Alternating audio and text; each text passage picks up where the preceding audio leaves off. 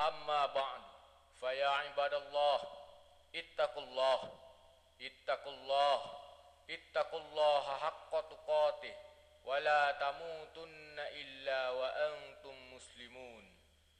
Muslimin dan muslimat yang berbahagia, bersyukurlah kehadrat Allah subhanahu wa ta'ala atas segala limpah rahmatnya yang telah mengurniakan kita nikmat hidup dalam suasana aman, selamat, sejahtera. Kita bersyukur di atas suasana keamanan negara kita, membolehkan kita beribadat, berhari raya dalam keadaan tenteram. Kita menyambut hari raya dengan aneka juadah makanan, bukan hidangan peluru bedil seperti yang berlaku di setengah-setengah negara umat Islam yang lain. Kita turut menyatakan kesyukuran kita kerana dapat berhimpun di dalam masjid, dalam rumah Allah, bukan di medan-medan, di padang-padang, atau di jalan untuk menimbulkan keadaan keresahan dan mencetuskan perbalahan dan pergaduhan. Kita hiasi hari raya kita dengan gemar takbir. Dengan takbir kita membina kekuatan dan keagungan. Dengan takbir kita memula sembahyang. Dengan takbir kita memulakan azan. Dengan takbir kita memula iqamah. Dengan takbir kita menunaikan akidah tauhid ke lubang telinga bayi-bayi kita yang baru lahir.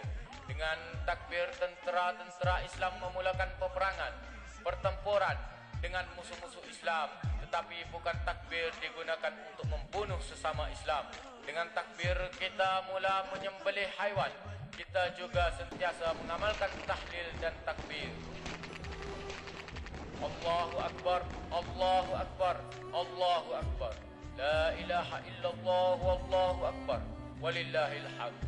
Muslimin dan muslimat yang dirahmati Allah, Allahu Akbar bukan sekadar ucapan, bukan sekadar slogan untuk dilaung-laungkan, tetapi Allahu Akbar mendidik kita bahawa dunia dengan segala isinya adalah kecil belaka bila berhadapan dengan kekuasaan kudrat Allah subhanahu wa ta'ala. Allahu Akbar merupakan kalimah yang dapat memancarkan cahaya Rabbani dan yang dapat menggerakkan hati yang lalai, menghidupkan hati yang mati, yang mampu memberi kekuatan, yang boleh menyatu padukan seluruh umat Islam daripada perpecahan dan perbalahan sesama sendiri. Kiranya benar-benar dihayati dan diamalkan. Umat Islam sememangnya mempunyai kekuatan. Tidak ada dinamo yang boleh menggerakkan umat Islam kecuali dengan kekuatan iman. Kekuatan umat Islam ada di dalam diri umat Islam itu sendiri. Umat Islam tidak mampu digerakkan oleh sistem selain daripada sistem Islam. Muslimin muslimat yang dirahmati Allah, dalam suasana hari sebegini, dalam keadaan seluruh umat Islam berusaha untuk mengangkat martabat umat Islam sebagai hajat besar umat Islam itu, marilah kita memperkukuhkan rasa ukhuwatu Islamiyah, ukhuwatu wataniyah, ukhuwatu bisyariyah, dan kesatuan bangsa, agar bangsa kita, negara kita, umat Islam seluruhnya tetap utuh dan semakin kuat. Sebagaimana bangsa Melayu, umat Islam yang telah banyak memberi sumbangan kepada bangsa, kepada negara, kepada Islam, maka wajib kita semua menjaga dan memelihara persatuan, perpaduan dan kesatuan bangsa. Apalagi bila ajaran Islam cara tegas menekankan umat Islam supaya mempertahankan persatuan dan perpaduan, dan pada masa yang sama sangat mengecam terjadinya perbalahan, permusuhan dan perpecahan di tengah-tengah masyarakat. Sebagaimana ditegaskan dalam firman Allah Subhanahu wa taala, "Wattasimu bihablillahi jami'a wa la tafarraqu." Artinya, dan berpegang teguhlah kamu semua dengan tali Allah dan janganlah berpecah belah. Kalimah wala tafarraqu dan janganlah kamu berpecah belah adalah peringatan Allah kepada seluruh umat Islam untuk bersatu di dalam persaudaraan sesama Islam dan melarang perpecahan, sebab perpecahan akan mengakibatkan kehancuran dan bencana besar akan menimpa umat. Seterusnya firman Allah Subhanahu wa taala yang bermaksud, sesungguhnya agama Islam ini adalah agama kamu semua, agama yang satu, dan aku adalah Tuhan kamu, maka bertakwalah kamu kepadaku. Kemudian mereka menjadikan agama mereka berpecah belah menjadi beberapa pecahan. Tiap-tiap golongan merasa bangga gembira terhadap apa yang ada di sisi mereka. Maka biarkanlah mereka dalam kesesatan sampai suatu waktu. Ayat tersebut tadi dan banyak yang lain yang terdapat di dalam Al-Quran, semuanya menjurus kepada persoalan perpaduan dan persaudaraan. Persaudaraan dan perpaduan yang terdapat di dalam kalimah bihablillah, ajaran agama Allah, adalah suatu nikmat yang tidak ternilai kurniaan Allah kepada umat Islam. Hakikat nikmat perpaduan dan persaudaraan memang benar-benar dapat dirasai sendiri oleh mereka yang pernah mengalami perubahan.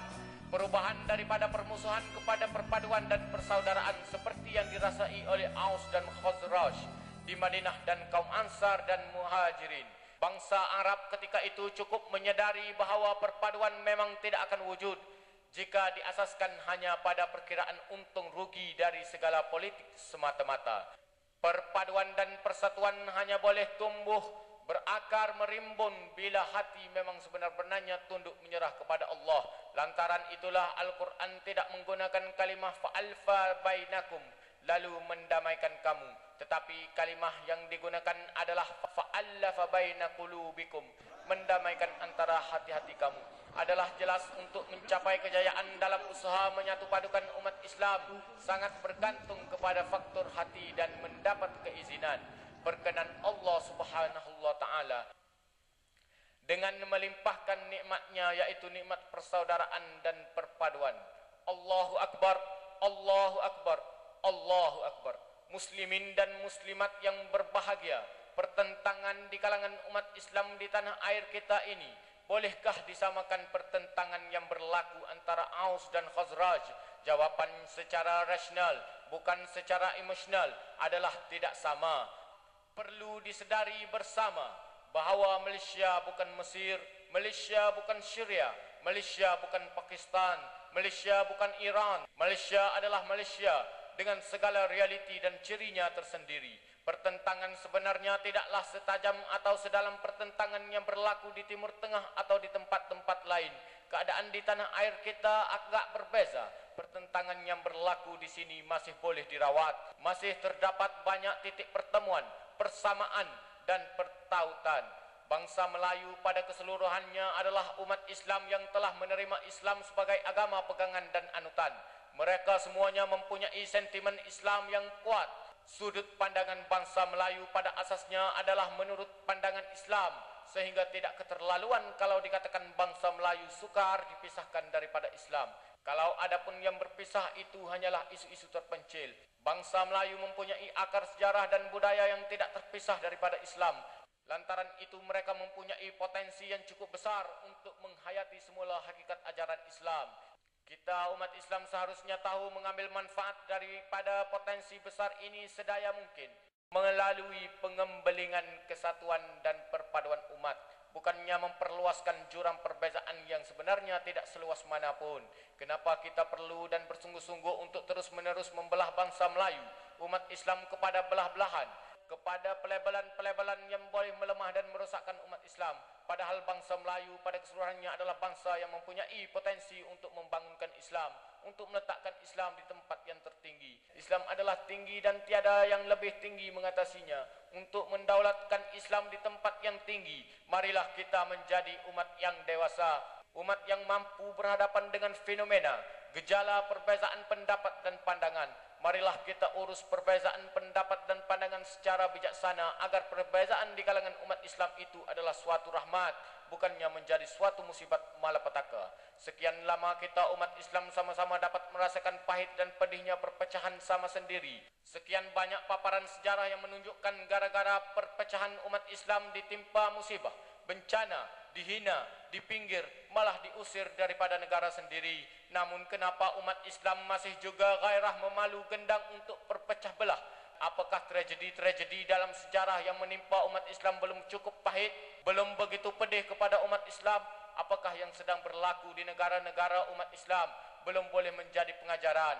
Kecelakaan dan malapetaka yang bagaimana lagi yang boleh menginsafkan umat Islam? Belum cukup dengan amaran Tuhan yang bermaksud janganlah kamu berselisihan, berbantahan, bertikaman yang menyebabkan kamu gagal dan hilang kekuatan kamu.